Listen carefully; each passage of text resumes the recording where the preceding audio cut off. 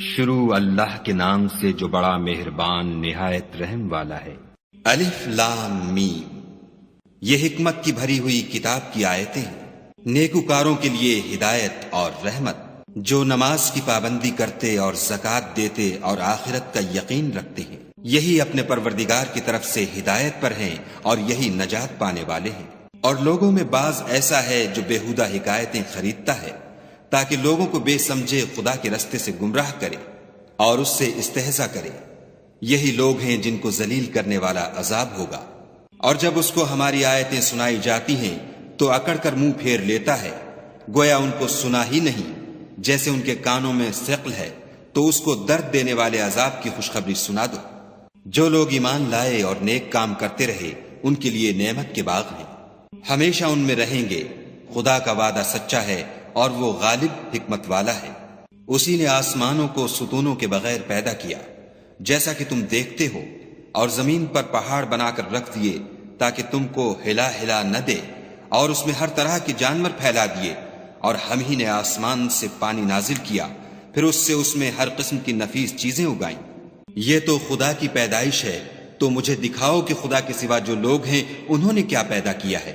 حقیقت یہ ہے کہ یہ ظالم صریح گمراہی میں ہیں۔ اور ہم نے لقمان کو دانائی بخشی کہ خدا کا شکر کرو، اور جو شخص شکر کرتا ہے تو اپنے ہی فائدے کے لیے شکر کرتا ہے، اور جو ناشکری کرتا ہے تو خدا بھی بے پرواہ اور سزاوار حمد و ثنا ہے۔ اور اس وقت کو یاد کرو جب لقمان نے اپنے بیٹے کو نصیحت کرتے ہوئے کہا کہ بیٹا، خدا کے ساتھ شرک نہ کرنا، شرک تو بڑا بھاری ظلم ہے۔ اور ہم نے انسان کو، جسے اس کی ماں تکلیف پر تکلیف سہ کر پیٹ میں اٹھائے رکھتی ہے، پھر اس کو دودھ پلاتی ہے، اور آخر کار 2 برس میں اس کا دودھ چھڑانا ہوتا ہے، اپنے نیز اس کے ماں باپ کے بارے میں تاکید کی ہے کہ میرا بھی شکر کرتا رہے، اور اپنے ماں باپ کا بھی کہ تم کو میری ہی طرف لوٹ کر آنا ہے۔ اور اگر وہ تیرے در پہ ہوں کہ تو میرے ساتھ کسی ایسی چیز کو شریک کرے جس کا تجھے کچھ بھی علم نہیں، تو ان کا کہا نہ ماننا، ہاں دنیا کے کاموں میں ان کا اچھی طرح ساتھ دینا، اور جو شخص میری طرف رجوع لائے اس کے رستے پر چلنا، پھر تم کو میری طرف لوٹ کر آنا ہے، تو جو کام تم کرتے رہے میں سب سے تم کو آگاہ کروں گا۔ لقمان نے یہ بھی کہا کہ بیٹا، اگر کوئی عمل بالفرض رائی کے دانے کے برابر بھی چھوٹا ہو، اور ہو بھی کسی پتھر کے اندر یا آسمانوں میں مخفی ہو یا زمین میں، خدا اس کو قیامت کے دن لاموجود کرے گا۔ کچھ شک نہیں کہ خدا باریک بین اور خبردار ہے۔ بیٹا، نماز کی پابندی رکھنا اور لوگوں کو اچھے کاموں کے کرنے کا امر اور بری باتوں سے منع کرتے رہنا، اور جو مصیبت تجھ پر واقع ہو اس پر صبر کرنا، بے شک یہ بڑی ہمت کے کام ہے۔ اور از راہ غرور لوگوں سے گال نہ پھلانا، اور زمین میں اکڑ کر نہ چلنا کہ خدا کسی اترانے والے خود پسند کو پسند نہیں کرتا۔ اور اپنی چال میں اعتدال کیے رہنا، اور بولتے وقت آواز نیچی رکھنا، کیونکہ اونچی آواز گدھوں کی سی ہے، اور کچھ شک نہیں کہ سب سے بری آواز گدھوں کی ہے۔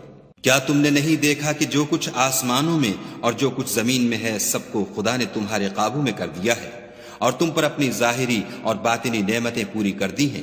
اور بعض لوگ ایسے ہیں کہ خدا کے بارے میں جھگڑتے ہیں، نہ علم رکھتے ہیں اور نہ ہدایت اور نہ کتاب روشن۔ اور جب ان سے کہا جاتا ہے کہ جو کتاب خدا نے نازل فرمائی ہے اس کی پیروی کرو، تو کہتے ہیں کہ ہم تو اسی کی پیروی کریں گے جس پر اپنے باپ دادا کو پایا، بھلا اگرچہ شیطان ان کو دوزخ کے عذاب کی طرف بلاتا ہو تب بھی۔ اور جو شخص اپنے تئیں خدا کا فرما بردار کر دے اور نیکوکار بھی ہو، تو اس نے مضبوط دستاویز ہاتھ میں لے لی، اور سب کاموں کا انجام خدا ہی کی طرف ہے۔ اور جو کفر کرے تو اس کا کفر تمہیں غمناک نہ کر دے، ان کو ہماری طرف لوٹ کر آنا ہے، پھر جو کام وہ کیا کرتے تھے ہم ان کو جتا دیں گے۔ بے شک خدا دلوں کی باتوں سے واقف ہے۔ ہم ان کو تھوڑا سا فائدہ پہنچائیں گے، پھر عذاب شدید کی طرف مجبور کر کے لے جائیں گے۔ اور اگر تم ان سے پوچھو کہ آسمانوں اور زمین کو کس نے پیدا کیا، تو بول اٹھیں گے کہ خدا نے۔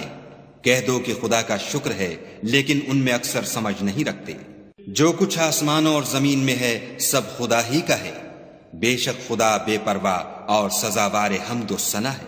اور اگر یوں ہو کہ زمین میں جتنے درخت ہیں سب کے سب قلم ہوں، اور سمندر کا تمام پانی سیاہی ہو، اور اس کے بعد 7 سمندر اور سیاہی ہو جائیں، تو خدا کی باتیں یعنی اس کی صفتیں ختم نہ ہوں۔ بے شک خدا غالب حکمت والا ہے۔ خدا کو تمہارا پیدا کرنا اور جلا اٹھانا ایک شخص کے پیدا کرنے اور جلا اٹھانے کی طرح ہے۔ بے شک خدا سننے والا دیکھنے والا ہے۔ کیا تم نے نہیں دیکھا کہ خدا ہی رات کو دن میں داخل کرتا ہے اور وہی دن کو رات میں داخل کرتا ہے، اور اسی نے سورج اور چاند کو تمہارے زیر فرمان کر رکھا ہے، ہر ایک ایک وقت مقرر تک چل رہا ہے، اور یہ کہ خدا تمہارے سب اعمال سے خبردار ہے۔ یہ اس لیے کہ خدا کی ذات برحق ہے، اور جن کو یہ لوگ خدا کے سوا پکارتے ہیں وہ لغو ہیں، اور یہ کہ خدا ہی عالی رتبہ اور گرامی قدر ہے۔ کیا تم نے نہیں دیکھا کہ خدا ہی کی مہربانی سے کشتیاں دریا میں چلتی ہیں تاکہ وہ تم کو اپنی کچھ نشانیاں دکھائے؟ بے شک اس میں ہر صبر کرنے والے اور شکر کرنے والے کے لیے نشانیاں ہیں۔ اور جب ان پر دریا کی لہریں سائبانوں کی طرح چھا جاتی ہیں تو خدا کو پکارنے اور خالص اس کی عبادت کرنے لگتے ہیں۔ پھر جب وہ ان کو نجات دے کر خشکی پر پہنچا دیتا ہے تو بعض ہی انصاف پر قائم رہتے ہیں، اور ہماری نشانیوں سے وہی انکار کرتے ہیں جو عہد شکن اور ناشکرے ہیں۔ لوگوں اپنے پروردگار سے ڈرو اور اس دن کا خوف کرو کہ نہ تو باپ اپنے بیٹے کے کچھ کام آئے اور نہ بیٹا باپ کے کچھ کام آ سکے۔ بے شک خدا کا وعدہ سچا ہے۔